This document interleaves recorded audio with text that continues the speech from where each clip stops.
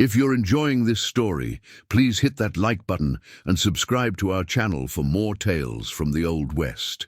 Your support means everything to us as we bring these frontier stories to life. The autumn wind carried the scent of dying leaves and distant wood smoke across the Montana plains, as Sarah Mitchell clutched her worn shawl tighter around her swollen belly. Her horse, a tired old mare named Bessie, plodded along the dusty trail with weary determination. Each step sent a jolt through Sarah's aching back, but she pressed on, knowing that darkness would soon claim the sky.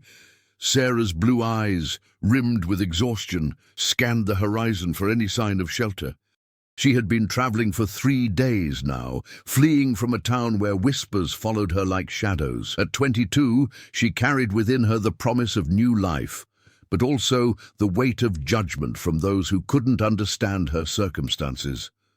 The baby's father had been a traveling merchant who'd promised her the world before disappearing like morning mist. Now 6 months along, Sarah faced the harsh reality of raising a child alone in the unforgiving frontier. Her meager savings had dwindled to almost nothing, and her only possessions were the clothes on her back and the letters from her deceased parents tucked safely in her saddlebags. As the sun began its descent toward the western mountains, painting the sky in shades of amber and crimson, Sarah spotted a thin column of smoke rising from a valley below. Her heart quickened with hope. Where there was smoke, there might be people willing to offer a traveler shelter for the night, perhaps in exchange for work or what little money she had left. The trail wound down into the valley, revealing a modest ranch nestled between rolling hills, dotted with cottonwood trees. A weathered wooden house sat at the center, its windows glowing warm yellow in the gathering dusk.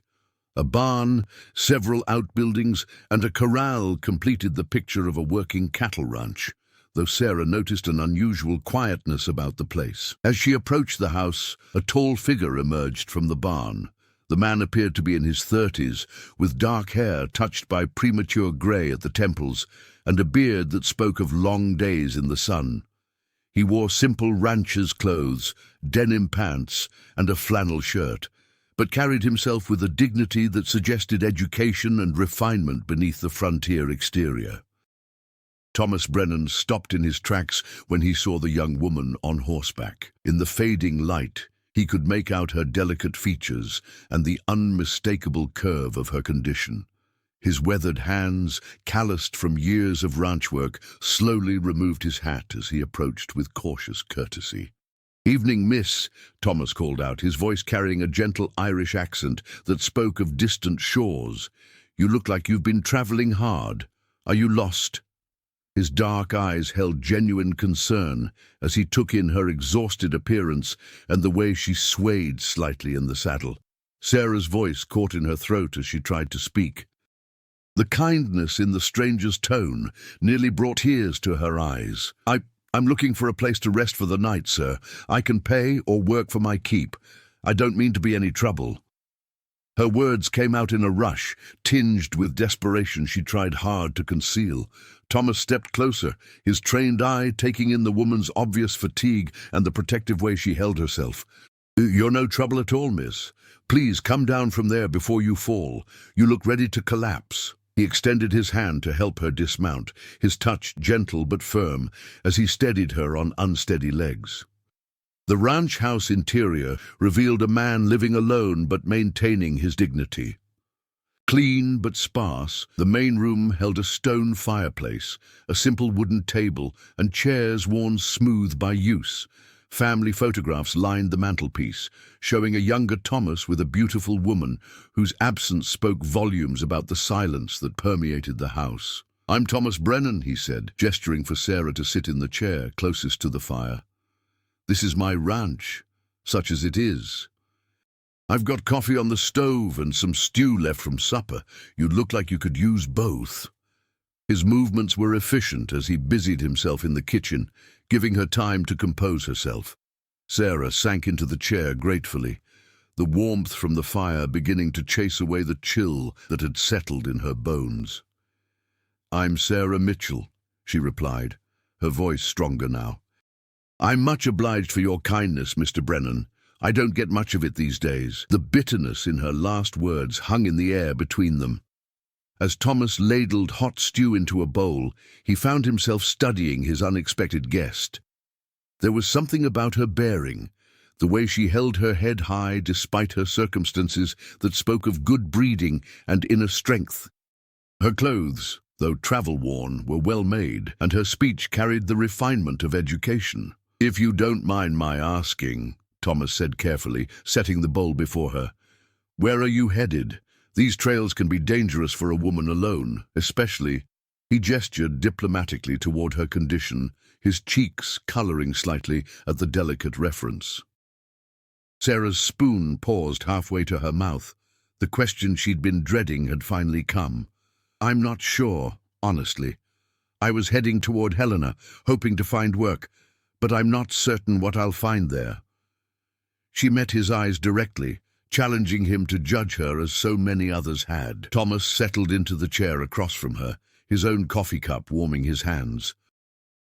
"Helena's a rough town for a woman in your situation.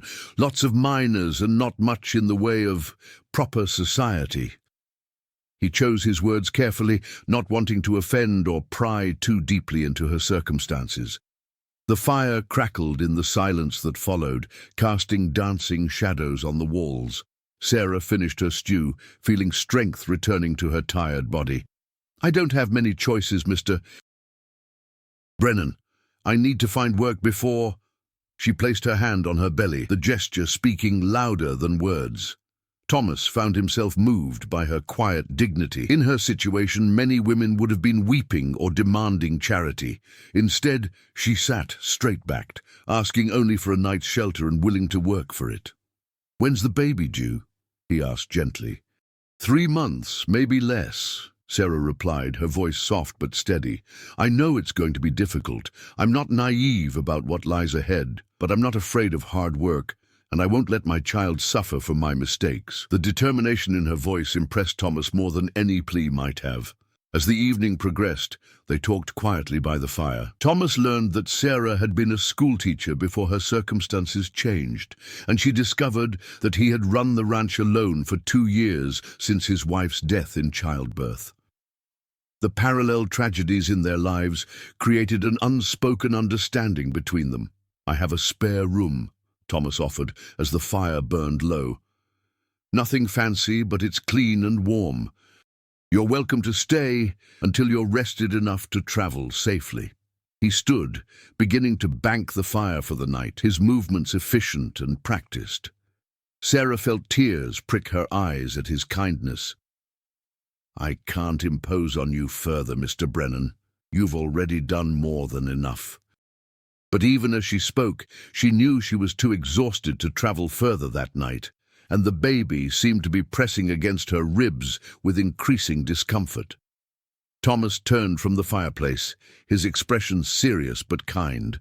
"It's no imposition. I've got more space than I need, and frankly, it's been a long time since I've had anyone to talk to besides the cattle." A ghost of a smile crossed his weathered features. "Besides, winter's coming on, and these mountain storms can be fierce." The spare room was indeed simple but clean, with a comfortable bed covered in handmade quilts, and a small dresser topped with a wash basin and pitcher. Sarah stood in the doorway, overwhelmed by the simple luxury of a real bed and 4 walls that would keep out the wind and cold. "Thank you," she whispered, her voice thick with emotion. "I don't know how to repay your kindness." Thomas nodded silently and withdrew, leaving her alone with her thoughts and the blessed promise of a night's rest. As autumn deepened into winter, what had begun as a single night's shelter gradually extended into something more permanent. Sarah's condition made travel increasingly difficult, and Thomas found himself reluctant to see her leave. The ranch house, silent for so long, began to feel alive again with the presence of another human being. Sarah insisted on earning her keep, despite Thomas's protests. She cooked meals with a skill that transformed his simple pantry into feasts, mended his worn clothes with neat, precise stitches, and even helped with the bookkeeping, her teacher's training making short work of his scattered records. In return, Thomas showed her the ranch, teaching her about cattle and horses, sharing stories of the land and the challenges of frontier life. He fixed up the spare room more comfortably, adding a rocking chair by the window and extra blankets for the cold nights ahead. The first snow came early that year, blanketing the valley in pristine white that sparkled like diamonds under the winter sun. Sarah stood at the kitchen window, watching Thomas trudge through the drifts to check on the cattle, his breath forming clouds in the frigid air. "You're worried about him," Sarah murmured to herself, surprised by the realization. Somewhere in the quiet days and peaceful evenings, she had begun to care about this gentle man who had shown her such unexpected kindness. The feeling frightened her, given her past experience with men's promises. Thomas returned from his rounds with cheeks reddened by cold and snow clinging to his beard. "Storm's getting worse," he announced, stamping his boots at the door. "Good thing you're not still on the trail. This one's going to last for days." As if summoned by his words, the wind howled around the house, rattling the windows and sending snow swirling past the glass. Sarah felt the baby move restlessly within her, as if responding to the wildness of the storm outside. She placed both hands on her belly, feeling the solid reassurance of new life growing strong. "Are you all right?" Thomas asked, noticing her gesture. His concern was immediate and genuine, the same careful attention he'd shown her since the first night she'd arrived on his doorstep. "The baby's active tonight," Sarah replied with a small smile. "I think he or she knows the storm is coming." She paused, then added quietly, "I'm grateful to be here, safe and warm. I don't know what would have happened if I'd been caught in this weather." Thomas moved closer, his expression serious. "I've been thinking about that myself. Sarah, I need to ask you something, and I hope you won't take offense." He paused, seeming to gather his courage. "What are your real plans for after the baby comes?" The question hung in the air between them, heavy with implication. Sarah had been dreading this moment, knowing it would come eventually. "I suppose I'll have to find work in town, maybe take in washing or sewing, find someone to watch the baby while I work." Her voice was steady, but Thomas could hear the uncertainty beneath her words. "That's no life for you or the child," Thomas said gently. "You're educated, refined. You deserve better than scrubbing other people's laundry." He moved to the window, looking out at the storm-lashed landscape. "I've got a proposition for you, if you're willing to hear it." Sarah's heart began to race. She had learned to be wary of men's propositions, but something in Thomas's tone suggested this would be different. "I'm listening," she said carefully. Thomas turned back to face her, his expression earnest. "This ranch needs a woman's touch, not just for cooking and cleaning, but for the business side too. You've shown me how much better organized things can be. And when the baby comes, this would be a good place to raise a child. Fresh air, room to grow, honest work." "What are you asking of me?" Sarah's voice was barely above a whisper. "I'm asking you to stay," Thomas said simply. "As my partner in running this ranch. We could make it official if you're willing. A marriage of convenience, if nothing else. Give your child a name and a home, and give me the help I need to make this place prosper." Sarah stared at him, shocked by the unexpected proposal. "You barely know me, Thomas. You know nothing about my past, about the mistakes I've made." Her voice shook with emotion. "Why would you offer me such a thing?" Thomas moved closer, his expression gentle but determined. "I know you're kind, hard-working and brave. I know you've faced hardship with dignity and grace. I know you're going to be a good mother." He paused, then added more quietly, "And I know I've been lonely too long in this house." The baby moved again, a strong kick that made Sarah gasp and place her hand on her side. Thomas stepped forward instinctively, his hand hovering near hers before he caught himself. "May I?" he asked softly.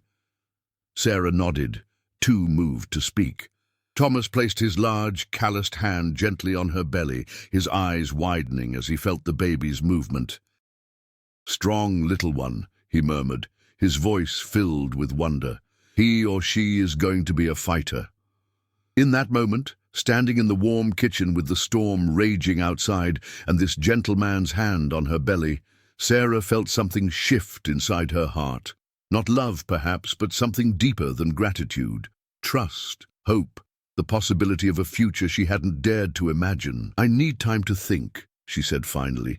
It's more than I expected, more than I deserve." Thomas stepped back, giving her space. "You deserve every happiness, Sarah, and there's no rush. Think about it. The offer stands, whatever you decide."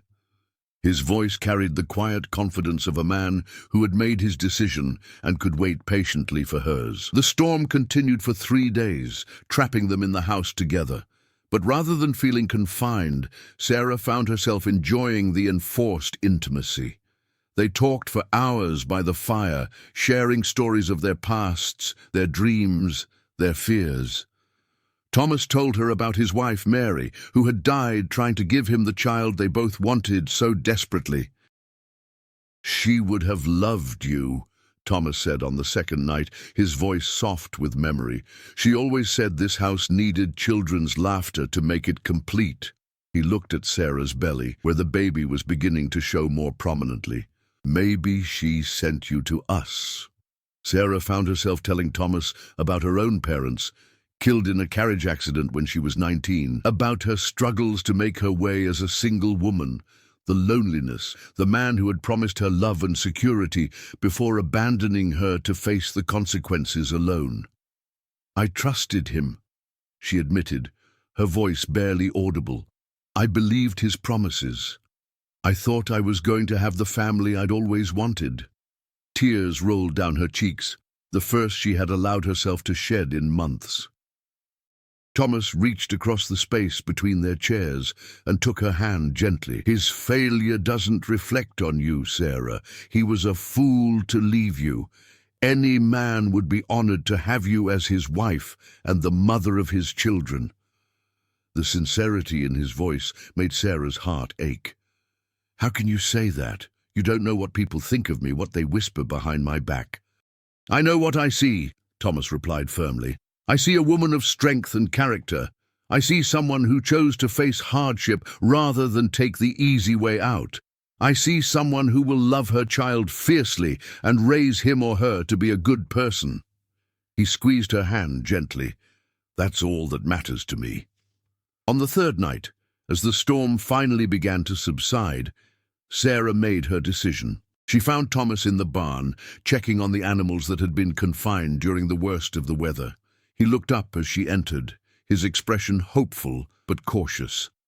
"I've thought about your offer," Sarah said, her voice steady despite her racing heart. "If you're certain this is what you want, then yes, I'll stay. I'll marry you and help you run this ranch." Thomas set down the hay fork he'd been holding and stepped closer. "Are you sure? I don't want you to feel obligated because of the storm or your condition. This has to be your free choice." Sarah looked around the barn, taking in the neat stalls, the well-maintained equipment, the obvious care Thomas took with everything under his protection. I think we can make a good life together. Maybe not the life either of us planned, but a good one nonetheless." Thomas smiled, the expression transforming his weathered features. "Then we'll make it official as soon as the weather clears and we can get to town. In the meantime, I want you to know that you and the baby will always be safe here. This is your home now, for as long as you want it." The wedding took place on a crisp February morning in the small church in the nearest town. Sarah wore a simple blue dress that accommodated her growing belly, and Thomas had borrowed a proper suit from the preacher. There were no guests, except for the preacher's wife, who served as witness, but Sarah felt more joy than she had at any time in her life. As spring arrived and the snow melted from the mountain peaks, Sarah's time grew near. Thomas had arranged for the town's doctor to come out to the ranch when the baby was ready to be born, and he spent his days preparing the house and his nights reading every book he could find about childbirth and infant care. "You're going to be a wonderful father," Sarah told him one evening as they sat on the porch, watching the sunset paint the mountains purple and gold. Her hand rested on her belly, which had grown large enough that she could barely see her feet. Thomas reached over and covered her hand with his. "I'm scared," he admitted. "I couldn't save Mary. What if I can't protect you and the baby?" Sarah turned to face him, her expression serious. "You're not the same man you were then, Thomas, and I'm not Mary.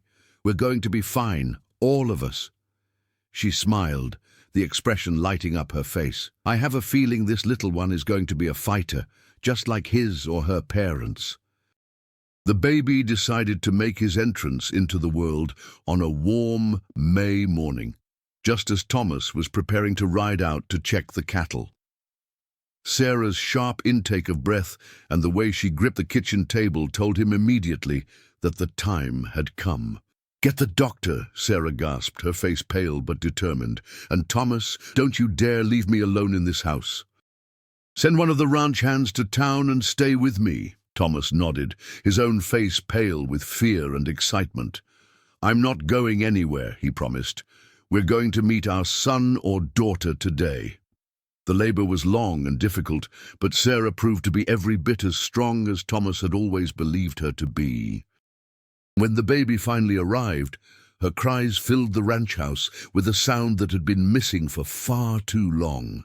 The doctor placed the squalling infant in Sarah's arms, and she looked down at her daughter with tears of joy streaming down her face. "She's perfect," Sarah whispered, touching the baby's tiny fingers. "Look at her, Thomas. She's absolutely perfect." Thomas knelt beside the bed, his eyes wide with wonder as he looked at the small person who had just entered their lives. "She's beautiful, just like her mother," he said softly. "What shall we call her?" Sarah had been thinking about names for months, but now, looking at her daughter's face, she knew exactly what she wanted. "Hope," she said firmly. "Her name is Hope." As the seasons turned and Hope grew from a tiny infant into a bright, curious toddler, the ranch prospered in ways Thomas had never imagined. Sarah's organizational skills and Thomas's hard work combined to create a thriving operation that provided well for their growing family. The whispers and judgments that had followed Sarah from her past life faded into irrelevance. In this valley, she was simply Mrs. Brennan, the capable wife of a respected rancher and the devoted mother of a beautiful little girl. The past, with all its pain and uncertainty, became just that, the past. One evening, as they sat on the porch watching Hope play in the yard with the puppy Thomas had brought home from town, Sarah turned to her husband with a smile. "Do you ever regret it? Taking in a pregnant stranger and all the complications that came with her?" Thomas pulled her closer, his arm around her shoulders. "The only thing I regret is not finding you sooner," he said softly. "You and Hope have given me a life I never thought I'd have again. This house was just an empty building before you came. Now it's a home." Sarah leaned against his shoulder, watching their daughter's laughter carry across the valley. "I never thought I'd be this happy," she admitted. "When I first came here, I was just looking for shelter from the storm. I found so much more." "We both did," Thomas replied, pressing a kiss to the top of her head. "Sometimes the best things in life come to us when we're not even looking for them."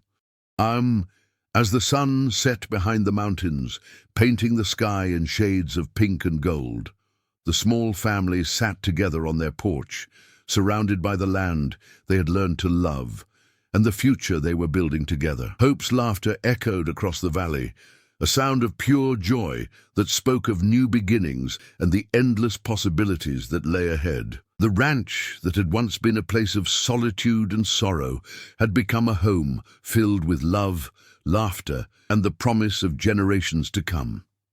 Sarah's journey from a desperate woman seeking shelter to a beloved wife and mother was complete, but the story of their life together was just beginning. In the distance, the mountains stood eternal and unchanging, witnesses to the human drama that played out in the valley below. They had seen many stories unfold on the frontier, tales of hardship and triumph, loss and redemption. But few were as beautiful as the story of two lonely souls who found each other in the wilderness and created a love that would last a lifetime. What do you think Sarah's biggest fear was when she first arrived at Thomas's ranch? Share your thoughts in the comments below and let us know what you think would have happened if she had continued on to Helena instead of accepting his offer to stay.